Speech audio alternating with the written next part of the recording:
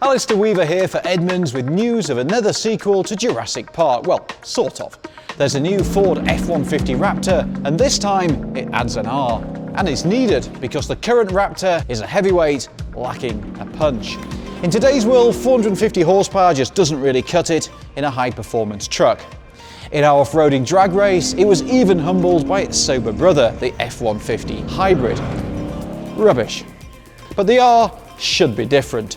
It pinches its supercharged V8 from the Mustang Shelby GT500, which puts it into direct competition with that other dinosaur, the Ram TRX, or T-Rex if you prefer. Across 10 categories from power to price, we're going to assess how their specs compare, setting the scene for the struggle to come. It's a classic confrontation, but there's also an interloper from the future. For the same money, you can have another truck from a pesky startup that might just bite harder. At the end of this film, we'll discuss how the electrically powered Rivian R1T tackles both. And now, without further ado, let's get on with it. We own a version of the Raptor R's motor in our very own GT500 with just topped 20,000 miles in it, and you can read all about it on the link below. In short, we're big fans of the 5.2-litre supercharged V8, which have been tweaked for the truck. The supercharger's been recalibrated, and there's a new pulley to help provide more lower and mid-range torque for high-performance off-roading. The TRX also pinches its engine from a muscle car, in this case the Dodge Hellcat. Also supercharged, this V8 is 6.2 litres, so a full litre bigger than the Ford. Winner, TRX. In this market, bigger is always better. Ford is claiming at least 700 horsepower for the Raptor R, but don't be surprised when they reveal the final figure exceeds the Ram's 702 horsepower. That's also 250 more than the V6 Raptor. The TRX does counter with more chat though, 650 pounds-feet of torque, 10 more than the Ford. Winner, tie. R likely has more power, but less torque. No one outside of Ford's driven the Raptor R yet, but we have tested the TRX and the V6 Raptor. At our test track, the TRX hit 60 miles an hour from rest in just 4.2 seconds, running the quarter mile in 12.7 seconds at 106.5 miles an hour. The Raptor took 5.8 seconds to hit 60 and 14.3 seconds for the quarter at 92 miles an hour. That's a clear mismatch and the reason Ford built the R. The rerun should be much closer. Winner, TBD. There's really no messing around here. The Raptor R has 24-inch springs and electronically controlled Fox dampers in a bid to blend off-road capability with on-road comfort.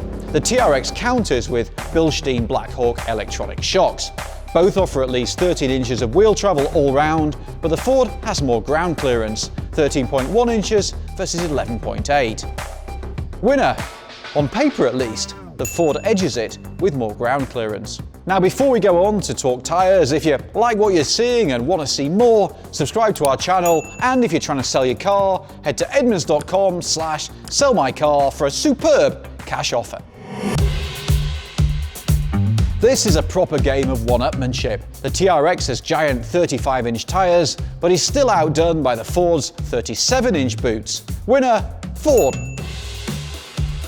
Both these trucks are colossal. At almost 233 inches, they're pretty much identical in length. Subtle, it ain't. Winner, tie. That width can be a hassle in town. If you're a fan of elegant, understated sophistication, look away now.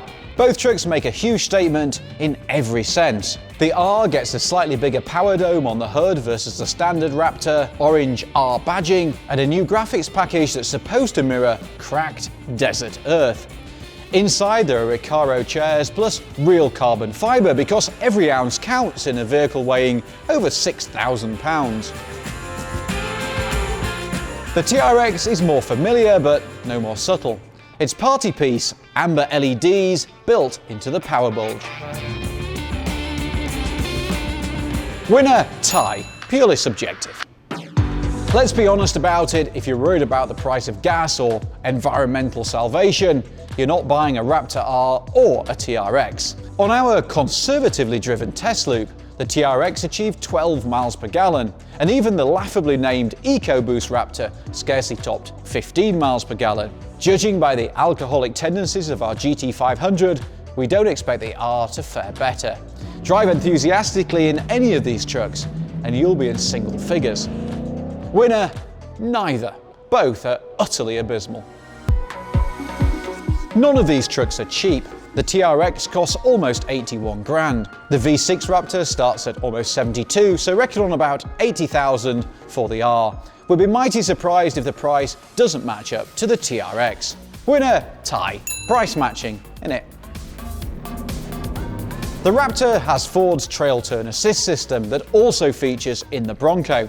By braking the inside wheel, it reduces the turning circle off-road and makes you laugh. The TRX has an awesome Easter egg of its own. Under the airbox cover is a picture of a T-Rex eating a Raptor. Tremendous corporate trash talk. Winner, Ford. Trail turn assist is the thinking person's handbrake turn. So what of the Rivian? Here at Edmunds, we bought one with our own hard-earned cash and are living with it day to day. It's not as big, it's not as loud in any sense, and it's not really set up for racing across dunes, but it's bloody fast, and it costs within $100 of the TRX. Do we think people will cross-shop them? No, but the comparison is still interesting, and it points the way to an F-150 Lightning Raptor in the future. In the R1T, 4 motors, one for each wheel, combine to deliver 835 horsepower and 908 pounds-feet of torque. In our hands, it hit 0 to 60 miles an hour in just 3.5 seconds and did the quarter in 11.9 seconds at 109.9 miles an hour. That's almost a second quicker than the TRX. Being electric, it doesn't have a taste for high-octane gasoline, but before the keyboard warriors get all puritanical, that doesn't mean it's big on efficiency. At 7,148 pounds, it's over 400 pounds heavier than the TRX. It is the least efficient EV we've ever tested. For context, it consumes juice at twice the rate of a Tesla Model 3 Standard Range Plus. And that means unless you're at a super fast charger, recharging takes, forever. So in our less than scientific competition, we have the Ford ahead, but that's before we subject them to the full rigours of an Edmunds test. And it could be the fall before we finally get our hands on them together. That will be a great day. It's hard to imagine Ford or Ram building another Colossus with a supercharged V8. So this might be the final throw for comedy trucks like these. Which will prove the victor against the watch and in the dirt? Can't wait to find out. That's it for now. Thanks for watching.